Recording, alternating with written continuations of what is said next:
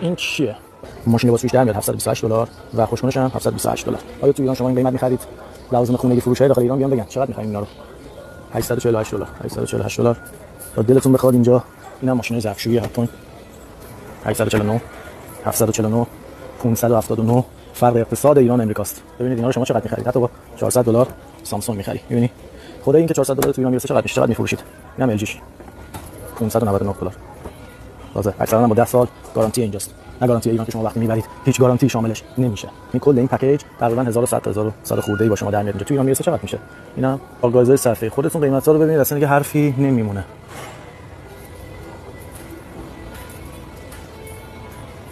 اینجا شما 3 ماه کار کنی کل جایزیای خونه رو می‌خرید. خب آیا تو ایران هم خدایی میتونید بخرید؟ این چیه واقعا؟ وقتی میگم جدیدترین مدل ساید بای ساید LG.